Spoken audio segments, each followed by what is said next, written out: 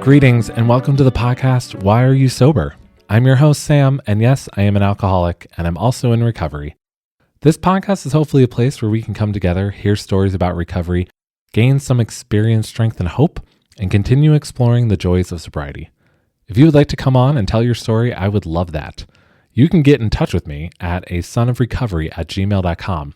That is asonofrecovery@gmail.com. Or perhaps you're someone who is struggling with addiction, or you might know someone and you're not sure where to turn. You can also reach out. Addiction does not have to be a losing battle, and no one is alone.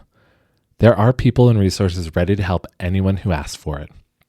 And now, to start the show, let's open with the Serenity Prayer. Good and gracious friend, grant me the serenity to accept the things I cannot change, the courage to change the things I can, and the wisdom to know the difference. Amen. Well, I'm Sam, and this is my story. My addiction is primarily alcohol, and to say where my addiction started, it definitely was more late in college, post-college, where it really set in. Up until that point, I hadn't really experimented a lot with alcohol. I wasn't really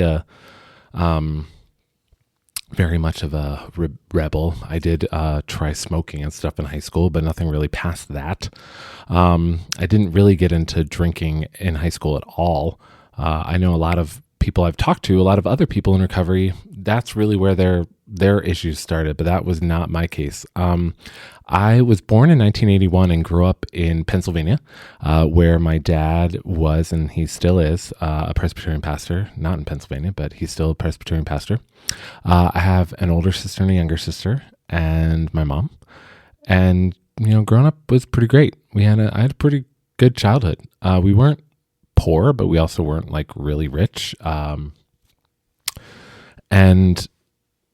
my parents did a really good job, making us feel loved and cared for and just enjoying life. But I loved growing up. I loved being a part of the church and what my dad did there. And I loved, I loved it all. I had, pretty normal experiences. I had camping, hiking, all sorts of stuff, adventures. My parents were really go-getters. Like, if we wanted to do something, they encouraged us to do it and try it and get out there. So it was, wonderful. But one of the major issues in my life was my sexuality. And growing up in the 80s and 90s, there are a lot of negative connotations regarding the LGBTQ community, especially around evangelical mainline churches. And so that's really where a lot of my own internal struggles started, was back then. I was like teased a lot in middle school.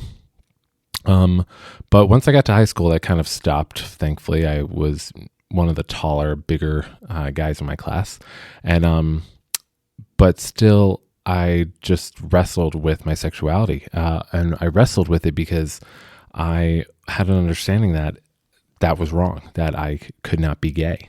And I didn't want to be gay. And so I really heavily prayed about it and did everything I could to not be. And except the one thing I didn't do was talk to people about it.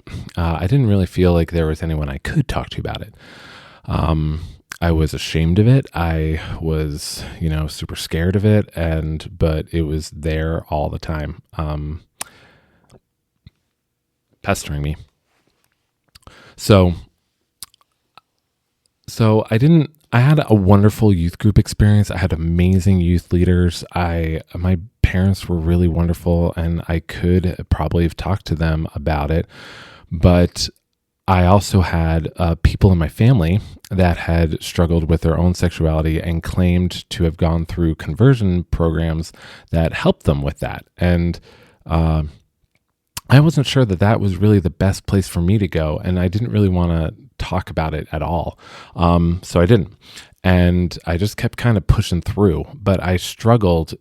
You could see the struggle in other areas with relationships, but also academically, my focus. I wasn't the worst student in the world, but I also wasn't the best student. So high school was great. I had an amazing group of friends by the end of high school. And I like to call them all weirdos, but I think a lot of us ended up in some kind of part of the LGBTQ spectrum. A lot of them did. And it makes sense why we were all friends and connected. And even those who are our allies from high school, I see why we were all friends and connected now, because we've continued to support each other through our lives. High school was great. And then I ended up going to a Christian college because my parents had really wanted all of us to. My parents had gone to Christian colleges, and they thought that was a great foundation for us, not only academically, but faith-based. And so I ended up going to a Christian college on the North Shore of Boston. It was gorgeous and beautiful, but I don't look back on my college experience with much fondness, unfortunately. There were definitely some really great, enjoyable times, but what clouded over it the whole time was my struggle with my sexuality. I definitely talked with people there about it, but I talked about it in a sense of that I'd conquered it, because that's what I wanted to do. I wanted it to be conquered. I didn't want it to be a thing, so I acted that way. It was kind of like a fake it till you make it type of thing. And that definitely didn't work. I ended up never dating anyone through high school or college.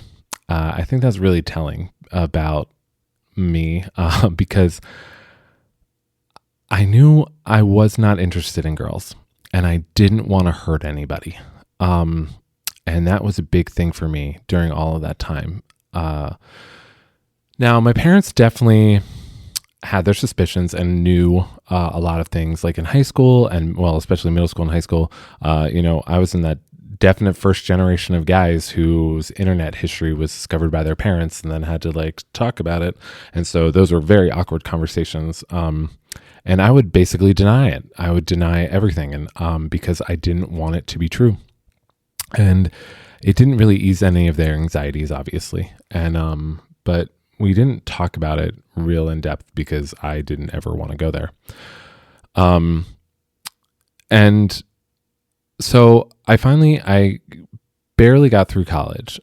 In fact, my junior year, I didn't want to go back. I tried to defer for my senior year because I just wanted a break and I wanted to step away and get out of that environment. But unfortunately, that did not work out for me, and I ended up just getting through my senior year.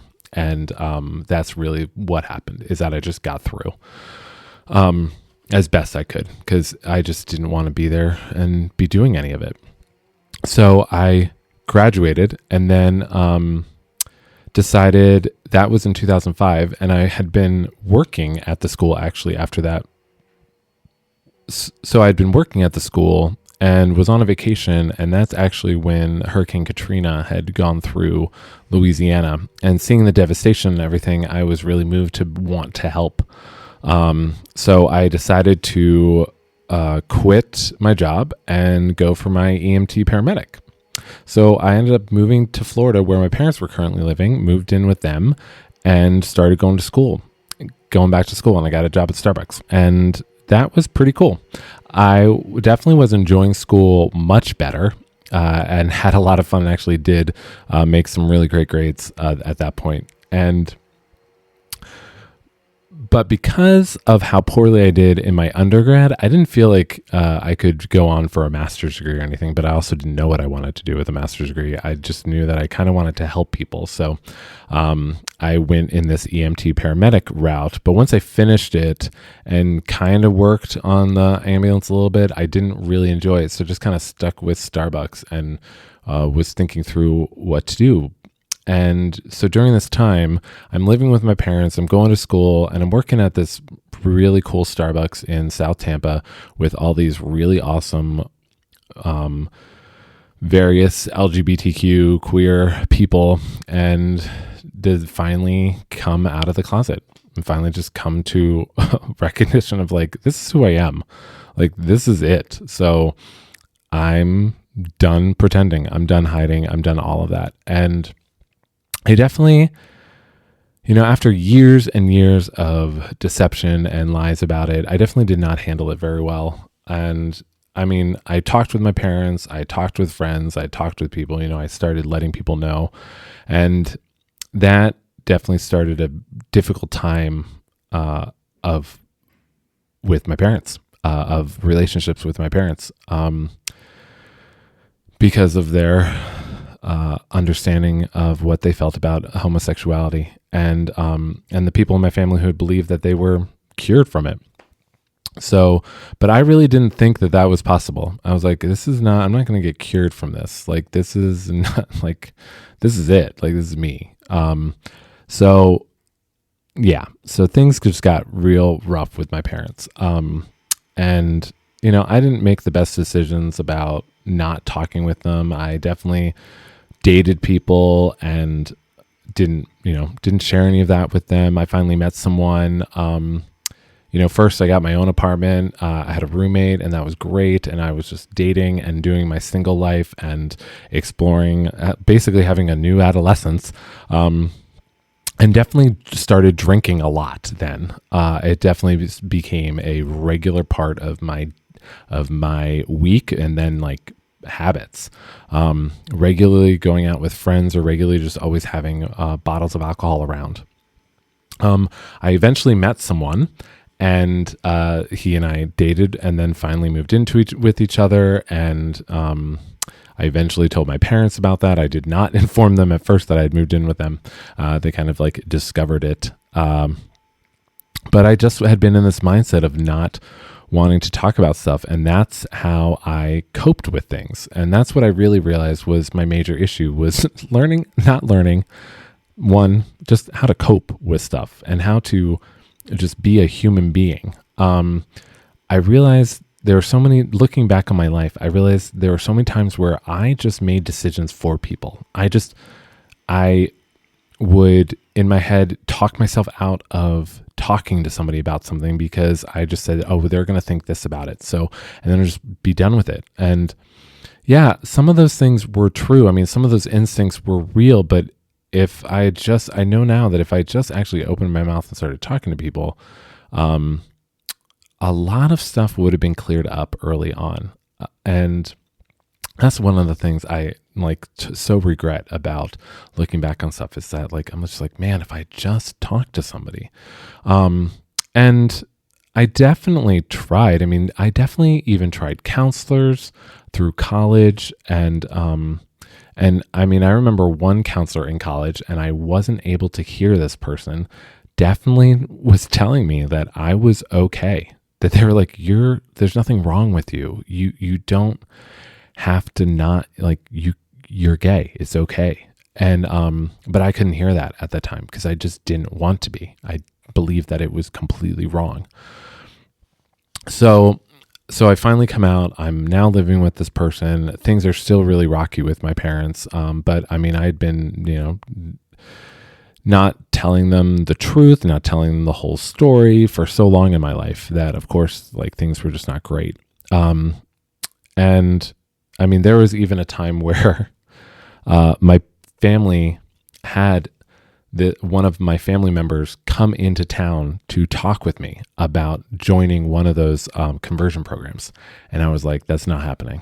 I'm really glad that you came, but that was a waste of your time. Because this is that's not going to happen. And I'm really glad that I kind of had that foresight. I definitely think that is God in my life, just being helping me not go down a certain road and make other mistakes. But so just throughout that whole time, I'm just coping with this with alcohol and just drinking and pretending my life is great, and pretending I have this wonderful person in my life, and pretending I have this great job, and pretending all this stuff. And I kept pretending for a really long time until my ex and I'm going to refer to him as my ex because we did eventually get married.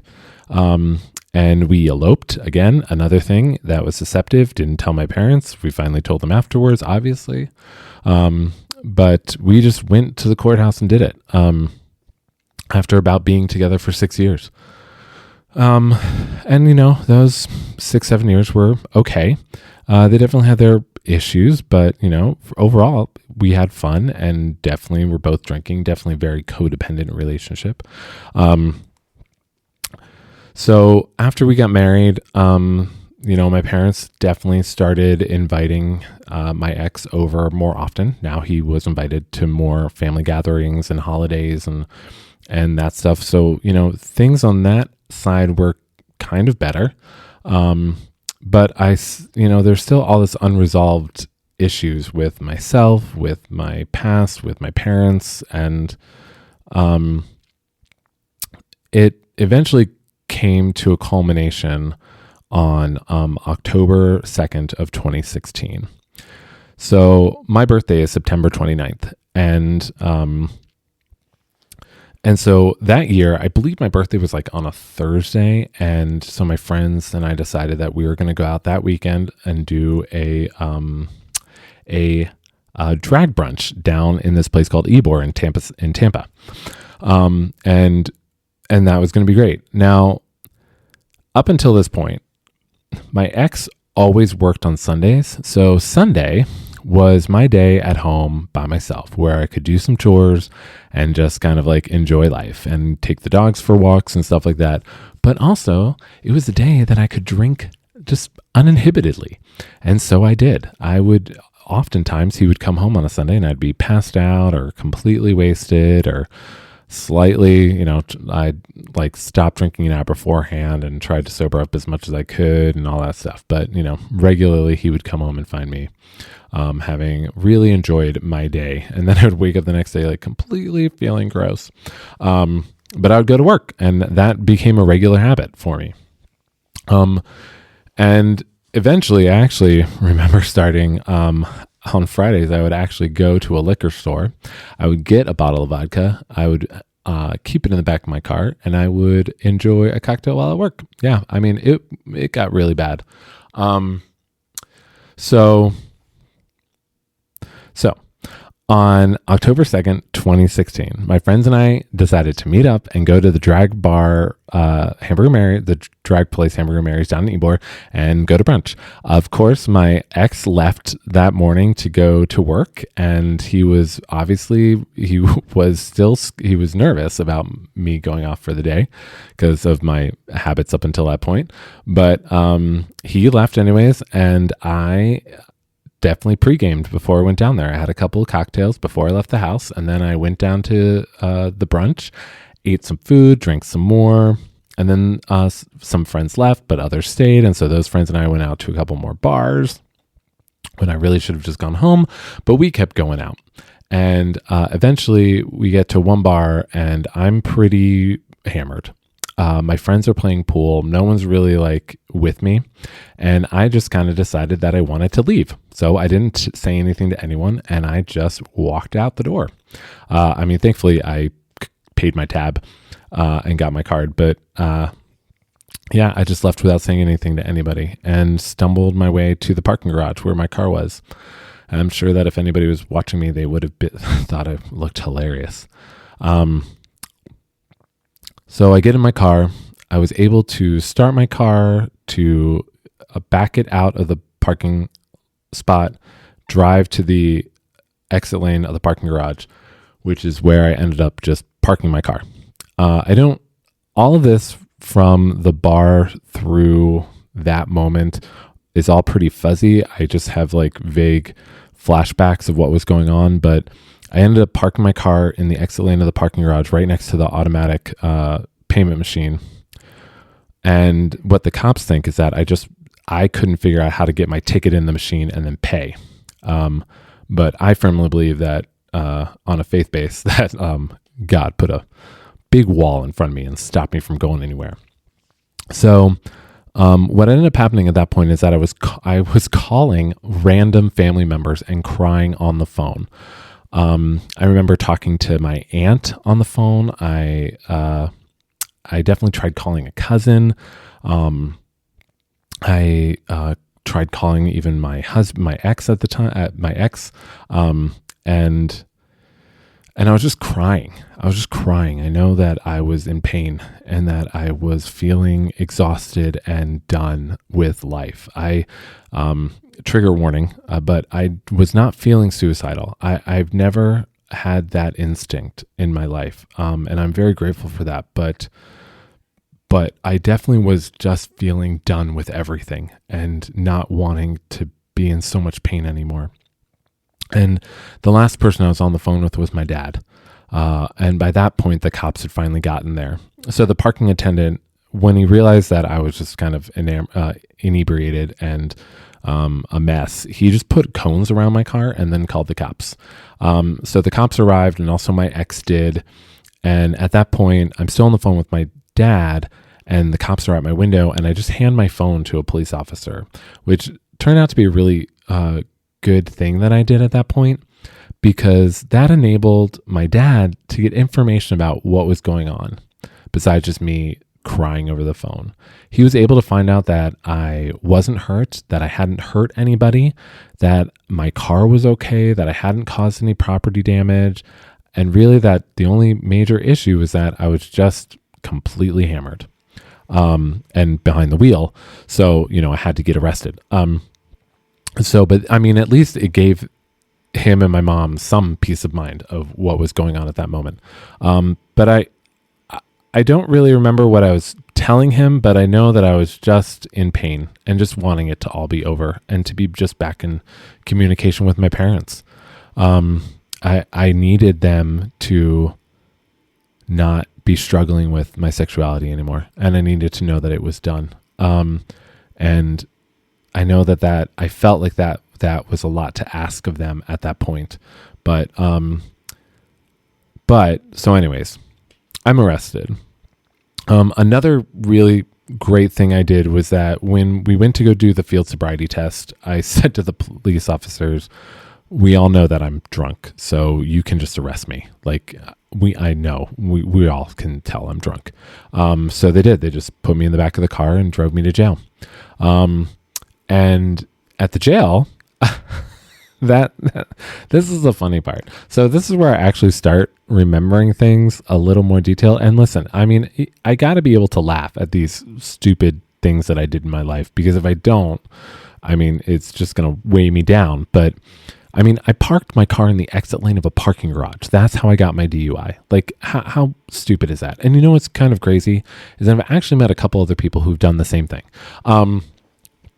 Anyways, I get to the jail, and I am in a hallway, and I have to go see this nurse who takes my blood alcohol level.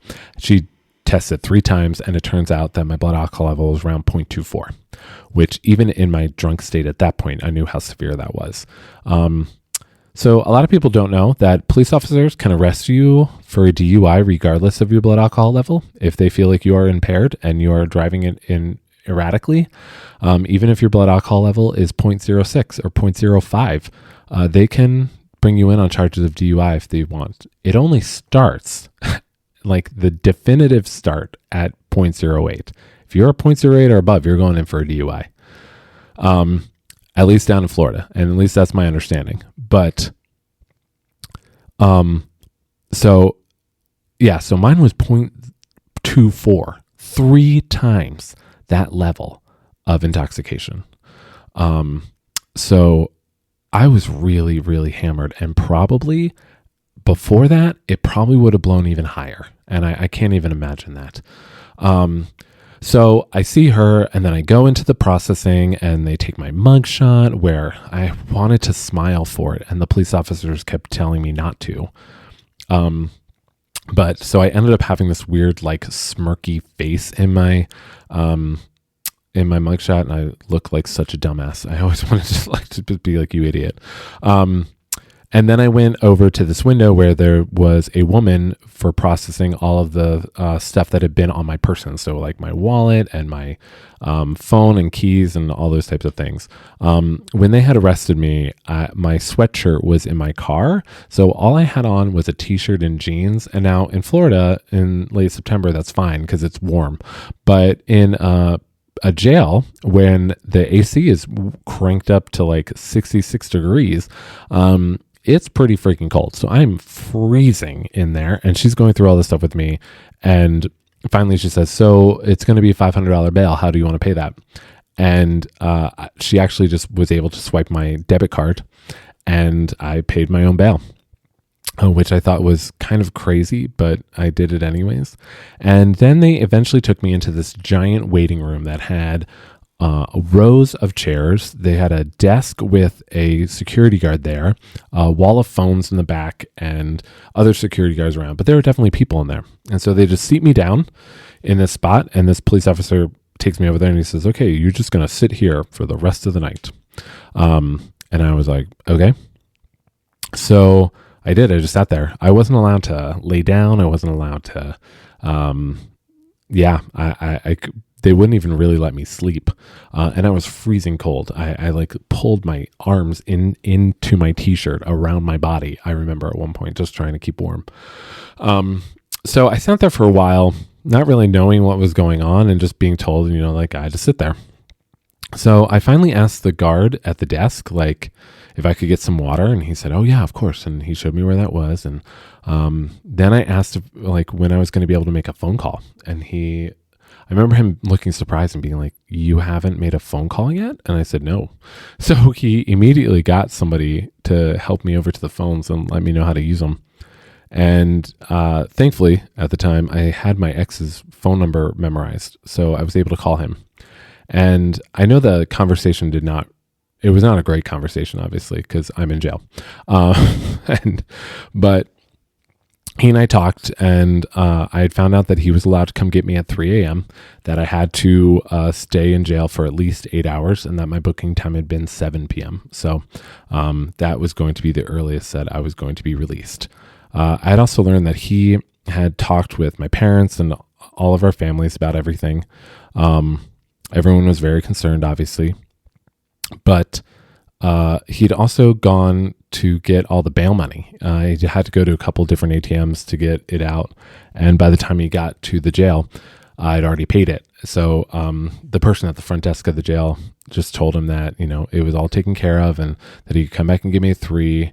And then she told him that I was okay, but I just was really sad, which is really true. I mean, I was just in a really just sad spot. And I was also angry. I was really angry with my parents. I was really angry with life, and that I just didn't understand why being gay was so wrong. I just didn't get it. I didn't understand why people couldn't just be okay with it. Why the church was so upset about it. I was so mad about so much stuff, and I was like, this is bullshit. And I never, ever, ever felt that God turned his back on me. Ever, ever. My entire thought the whole time was that people just didn't understand. And that is still the way I think about it, is that people don't understand. So anyways, thankfully, we ended the conversation, and I go back to my chair, and I'm just sitting there and just, letting the time tick by. And finally, a police officer comes over, and she says to me, so an officer is going to come and he's going to direct all of the men to do something, but this does not apply to you. You just need to sit here. Okay. You just sit right here and don't move. And I said, okay. And sure enough, a few moments later, another officer came to the front, called all the guys up. All the guys had to go to the wall, all line up along the wall. Then they all get escorted out, and eventually they all get into some jumpsuits and they all get sent to cells. And I just sat there, wondering why I hadn't been called either. And then all the women are called, and that whole thing happens, and then I'm suddenly alone. And eventually, as more people are arrested, the waiting room area fills up again, and the same thing happens. This happens like 2 or 3 times throughout the night. And I just was like, the whole time, no, I never was called to go and go to a holding cell or anything. So I finish out my night there. And my ex comes and picks me up, and I go home. And so for the next few days, I definitely didn't go to work. He'd called my boss and let her know what was going on. And for the next few days, I had a lot of really, really hard conversations with my parents, with my siblings and other family members, but also I now had this giant legal criminal thing in my life that I had to get taken care of. And so it's also calling a lawyer friend of mine. I called a counselor friend of mine who I actually asked if we could start seeing each other professionally. And that was really wonderful that she took me on. And also some other friends or connections that I had in the legal system to kind of help me. And I also had to call friends because my car was impounded and my ex had to work. So friends came to help me. They picked me up. They took me to get my car, all sorts of stuff. I had to figure out how to get my business only license. There was so much I had to do in a very small amount of time, as well as trying not to lose my job because I ended up having to talk to my boss. And that was a really hard conversation to have and really scary because, she had every right to just like fire me. I mean, I did a really stupid thing and gratefully she didn't. And so we were on the phone and I remember after her asking me if I was okay, the next question was, so Sam, are you an alcoholic? And I remember that hitting me and knowing that I only had one answer to that question. And I said, yes. And she said, yes, what? And I said, yes, I'm an alcoholic. And she said, okay, now we can do something about this. And it was great. We started talking about what I was going to do and how I was going to get sober. And she was definitely one of my biggest supporters throughout my entire processing with the legal system and my whole sobriety. She was definitely one of my biggest cheerleaders, and I'm so grateful for that. Because there are not that many people out there that would do that. And so I get off the phone with her and I get through a couple of days of trying to figure out my life and what's next and getting my car and all these things. And I end up going to my first sobriety meeting that Wednesday. Now, I consider my sobriety date to be October 3rd. So the day I was released from jail, and that was the first day that I didn't drink. That was the first day I didn't drink. So by Wednesday, I'd finally gotten, pretty sobered up. I slept a lot, finally went to work that day and decided that I was going to go to a meeting. So I went to, I found a clubhouse that hosted meetings all day long. They had meetings morning, noon, and night. It was a nonprofit organization that had this amazing house that people could come to get sober. And it wasn't a halfway house. It wasn't anything like that. It was just a clubhouse that people met at for different meetings throughout the day. And it was every day, 7 days a week. So I thought that this was great. It also had a 6 p.m. meeting, which was wonderful because that was, perfect and it was on my drive home from work.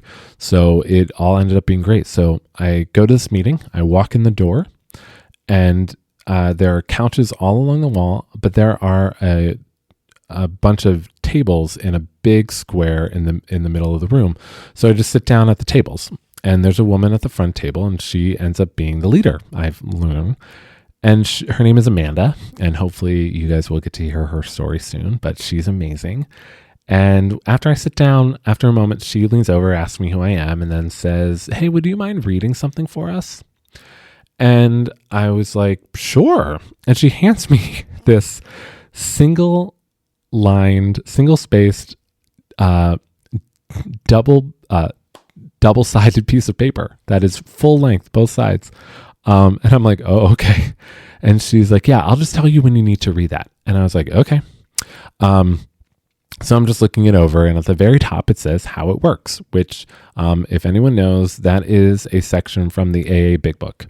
And so the meeting starts, and everyone's going around, and one person reads reads one thing and they start out by saying, hi, I'm so-and-so and I'm alcoholic and I'm reading this, and they read their little thing. And then the next person says, hi, I'm so-and-so and I'm alcoholic, and they read their thing. And then it gets to me. And Amanda says, so I asked a friend to read how it works. And she looks at me and I said, I'm Sam, I'm an alcoholic, and this is how it works. And this still makes me tear up because that was the first time in a group of people that I had said that. And I knew I could say it there. And I had already said it once in the universe to someone. So it was true and it was real. And then I started reading this thing that said, this is how it works. And it was the very first thing I've ever read out of any sober literature ever.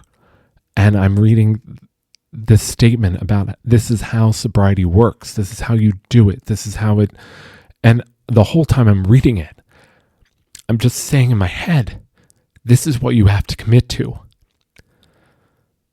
This is how you have to do this. And I've said so many times to Amanda that was totally my higher power reaching into that moment to give me exactly what I needed at that second. And so that had ended up being the only thing I said during that meeting. I just sat and listened to everybody else respond and tell their stories about whatever throughout the day or whatever was going on. I was pretty overwhelmed, but there were a couple things I remember from that meeting of I met my friend Allison, who you will get to hear her story, which is unbelievable.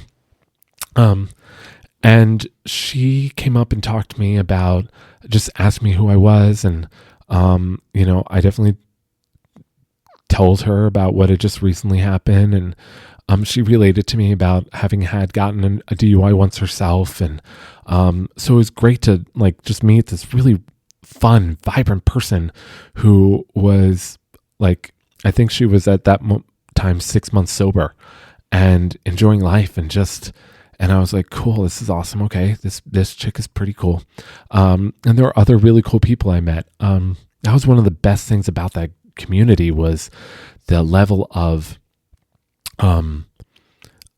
differences and in the community. There were people who were pretty country or redneckish, and then there were people who were pretty blue collar or white collar. There were men and women and people of varying genders and sexualities and even races. And it was so wonderful to be in such an inclusive and community that was just so welcoming. There's this really cool guy who his name is Breeze, and unfortunately he's passed away since then. But he was one of the key figures in my first year of sobriety. And at this first meeting I ever went to, I remember him looking at me and saying, young man, there's a light at the end of the tunnel. And that light is not a train coming for you. That light is freedom, it is love, and it is joy. And it still moves me to think about him saying that to me. And I know he has said that to many other people, and many other people have heard that statement, that he didn't create that statement, that anything, but he said it to me. In that moment, it gave me so much hope. And, so anyways, I'm just going to, I'm going to cry throughout this whole thing. So just be ready. So I start going to meetings every day. I'm going all the time. And I'm just clicking in. I buy the literature. I am committing to, and I'm talking in groups. I'm actually sharing stuff, and I'm getting ideas from other people, and just letting people know what's going on in my life and hearing from them about how to handle it and stuff like that. And totally different than the way I'd ever run my life. And finally, I'm just like, yeah, this is great, awesome, okay. So I've gotten to the end of my 30 days. But I still haven't gotten a sponsor yet. And at this point, I'm like, you know what? I'm doing pretty good. I'm feeling great. I'm not having any longings or desires to drink. I am smoking at that point. But I definitely wasn't, itching or desiring to get alcohol. And I was seeing my therapist regularly. So I felt like I was doing pretty great. And that week I went to go talk to my therapist, and she asked me about getting a sponsor. And I said, no, I haven't gotten one yet. And she's like, what? I said, no. She said, okay, well, that is what you have to do next. And I said, what? She goes, listen, if we are going to continue our therapy and you're going to continue going to a 12-step program, you have to get a sponsor. And that was my next task for the next week, that I had to get one by next week. So I started racking my brain. Now, there were tons of people in the meetings. There were a lot of people around, and a lot of guys especially. But, I had never been super comfortable being around lots of guys, especially being gay, especially around a lot of like really tough, rough guys. And at this community place, there were a lot of guys who were bikers and smokers and chewed and all sorts of stuff. And I was just like, these are not the typical people that I hang out with. But, but also I was just like really nervous about asking anyone. There's one guy who I really thought about, but he had a lot of sponsees already, and actually doing my typical thing, I answered the question for him without even asking him. I just decided that he wasn't gonna be able to say yes. I said he would say no, so I'm not gonna ask him because he's got all these sponsees already and all this stuff. So I talked myself out of it, and that was a regular thing I did in my life up until that point, was make decisions for people, as I had said. So he was out of the question. But then there was this other guy. His name is Bobby. And Bobby was one of those biker guys. He actually was a Napa auto parts salesman. Bobby's a huge guy, has this big white bushy mustache, smokes pretty regularly. And he's half Navajo. He is a big guy. I'm 6'1", and Bobby is very close to me and could definitely take me on. He's a powerhouse, and he has a deep voice and powerful voice. And so when he would speak in meetings, everybody would listen. I listened out of fear sometimes because I was like, wow, this guy's intense. But I started to realize that people were listening to him out of respect because he knew what he was talking about. And he just was a very forceful, kind of charismatic guy. And he had this wonderful way of talking and helping people to understand what he was saying, or if he disagreed with somebody or somebody disagreed with him, he wouldn't put them down, but he would talk with them about it, about why he thought the way he thought and why they thought the way they thought. And, it was really great. And I started realizing I think I want this guy. So I eventually asked him, and he said yes. And I'm so grateful for that. But that relationship is one of the most amazing ones that I've ever had in my life. I am so grateful for Bobby having said yes, because he was very hesitant at first, he told me. Something that has always been a big part of my life, I think that if you could listen, if you've been listening up until this point, you would totally understand that my faith is very important to me. And it has always been important to me. And as I said, I never, throughout any of my struggles or anything, I never felt that God turned his back on me, but more that I had turned my back on him. So Bobby had been hearing me share my stories in meetings about my faith and my understanding of my faith and who my higher power was. And that kind of terrified Bobby, because Bobby had never had a sponsee who had walked in having a higher power and understanding who that higher power was and why they believed in them. And it was even a bit for him, but he realized that he was like, okay, I'll do this. And he took it on. And I'm really glad he did, because something that I realized in what he was teaching me during that time was, even though I knew who my higher power was and why, I'd forgotten about how to do it, how to be in touch with them, how to listen to my higher power, how to get outside of myself. And that's what Bobby walked in teaching me, was that kind of stuff. So one of the things that Bobby had me do right away was start cooking breakfasts on the weekends. So the house, as I said, it was this awesome community house that had a full kitchen. And one of the ways that the nonprofit raised a little bit of extra money for themselves was people would cook breakfast on the weekends. So I started cooking breakfast, and I would just do stuff like bacon, eggs, and potatoes, pancakes, different toasts and French toast or waffles or all sorts of stuff. People would pay like $5 for a plate of food, and it'd be great because I would get to sit and listen to people while I'm cooking their food, hearing stories about their life, what's going on, different issues they were having, how they were handling those, who was helping them, or just funny stories that had happened in their life, or all sorts of things. And like all those days and weekends, I'm just sitting around listening to all these various people of different levels of sobrieties, from different areas, from different cultures, from different backgrounds, and listening to how they rely on their higher power, and how they rely on their community, and how they rely on themselves and each other.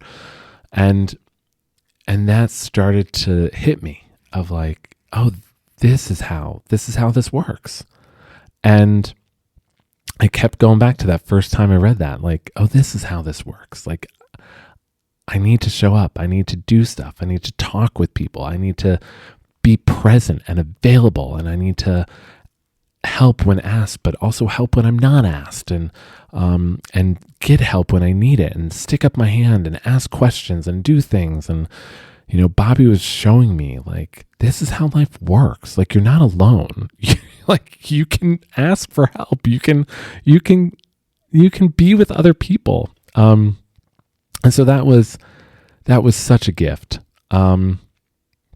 So let's see. I'm getting sober. I have a therapist. I have a sponsor. I'm volunteering and doing community service and all this stuff. And the whole time, also, my probation stuff is going on, or at least the criminal stuff is happening. And, you know, I'm having to get my court dates and all that stuff. So Bobby made sure that I had this planner, and I would write down everything on my planner, from my court stuff to my work stuff to a meeting. And also, though, I'd have to write down, like, every day in the morning, I'd write down 3 things I was grateful for, 3 things I was looking forward to, and 3 things I was going to work on that day.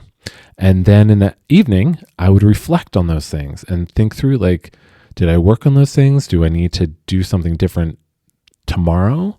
What am I grateful for at the end of the day? And also think through, like, had I hurt anybody or done anything that I need to go back and ask for forgiveness for, or make an amends for.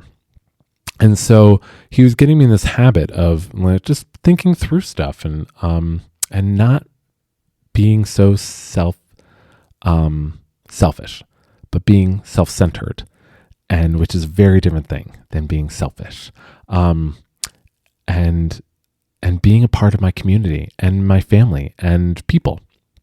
So that was super great. And, you know, he was showing me that if I show up, if I do the work, if I put in the time, like, if I'm honest, and if, like, things will work out, things will be better. So I finally get to the point where we're having my arraignment. So, I had previously had a court date in November sometime, and then, you know, they're like, so get a lawyer and come back, and this is the day that you'll come back and we'll do the arraignment. So that date came, and it was going to be December 7th that I was going to go to the court and get sentenced. And I decided that I wasn't going to have any representation. But I talked with a lot of people about it, and one of them was Bobby. And I really felt like that was really important, that I was just going to go and take responsibility for my actions. And Bobby was like, that's great, but I think you should probably have a written statement. He's like, so I did. I had a written statement. So I get to the court, and then the court is full. The courtroom is full of people, all there waiting to go before the judge, and the judge sentence them for whatever they've done, and to hear their story and talk to their lawyer or whatever. So they're calling people up, and eventually they get to me, and I get up and go before the judge, and he looks at me and says, so you don't have any representation? And I immediately go, no, but I do have a written statement.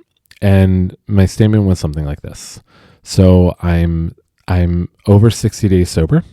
I'm committing myself to sobriety and to a recovery community. And I'm here to take responsibility for my actions. And the judge, I remember him just kind of sitting back for a second, looking at me. And after a moment, he leaned forward and he said, "Okay, well, young man, I cannot take any of your probation requirements away from you, because you blew very high." And that is very true. I really did. I mean, 0.24 is very high alcohol level. I could have, if I had gotten out on the road, I could have done some very serious damage to myself or anybody else. So he said, "I can't take anything away, but I can make things a little bit easier for you." And at that point, he started to cut everything in half, from my financial requirements to my probationary requirements, from like my community service to the breathalyzer being on my car. He just cut everything in half. And he said, "So I hope to see you here. I hope to see your paperwork in front of my desk very soon," because one of the other things he said was that once my probationary requirements were finished, I could be let go of probation. I didn't have to serve the full year. So I just said thank you, and went and signed my paperwork and walked out the door. And all of a sudden I realized that it had all worked. Everything that I've been working for had happened. That I showed up, that I did what I was supposed to do, that I took responsibility for myself, and things turned out okay. The gift that judge gave me was so wonderful, because I did get my probation stuff taken care of very quickly and was out of it by that summer. And it was so glorious to know that I had my license and I had my life back, and that I had done it and I had gotten the work done, and that I had relied on other people to do it.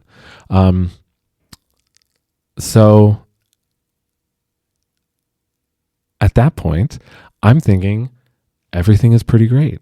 Life is good. I've got my job. I've got my life back and car back, and I no more probation, and relationships are all going pretty well. And it did for a little while. And I finally got to about 1.5 years of sobriety.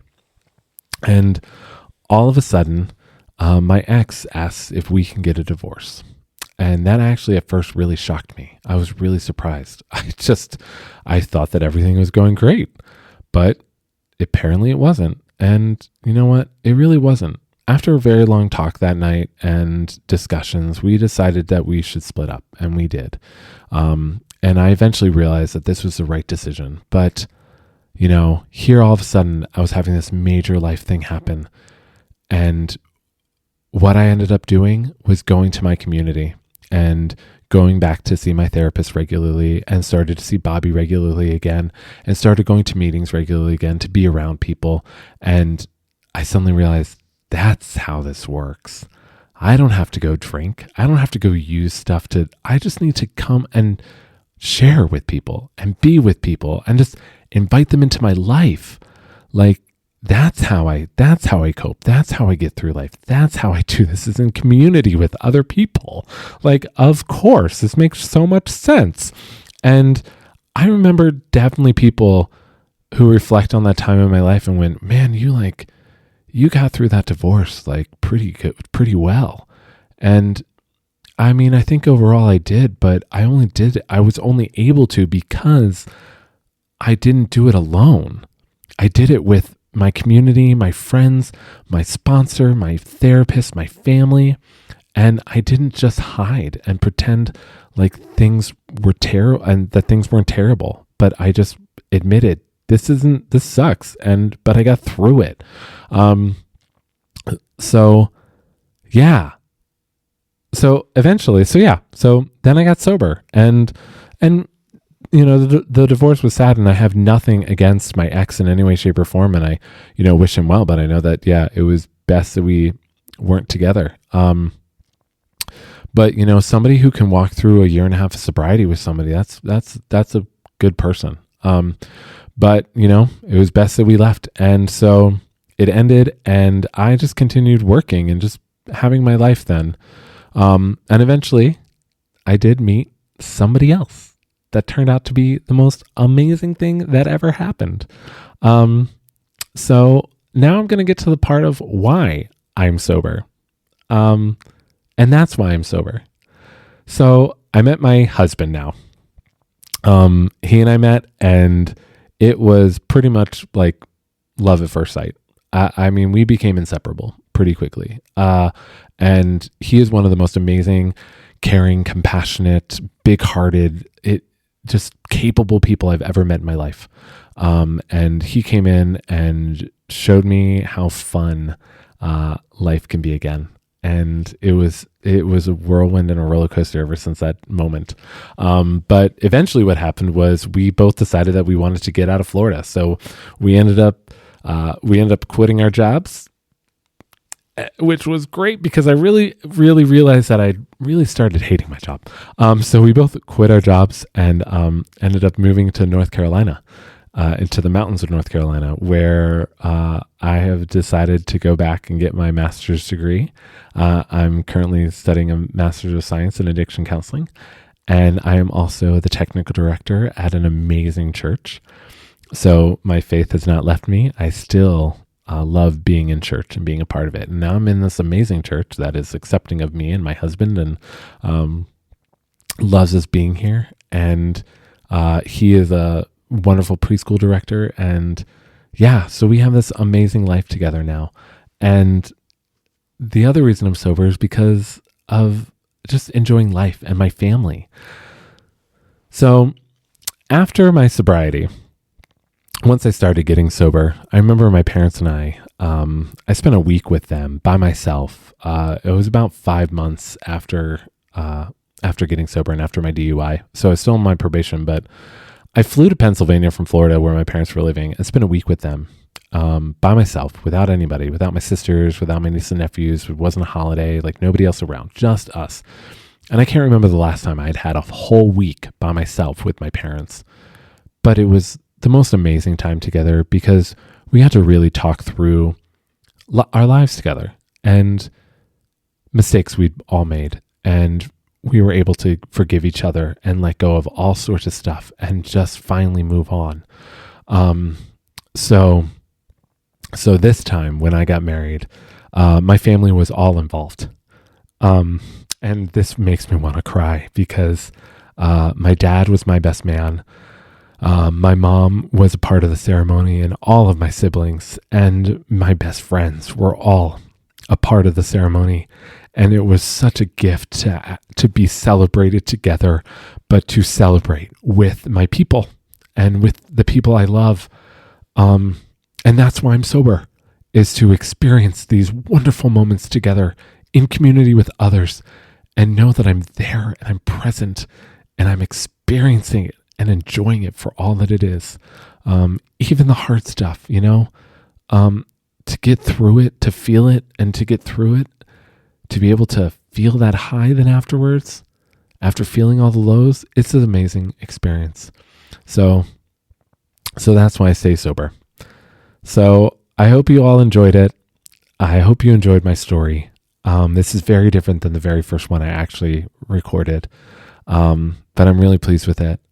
So as you heard in the beginning and as you'll hear in the exit stuff, if you want to get in touch with me and if you would like to tell your story of sobriety, I would love to hear that and I would love to talk with you.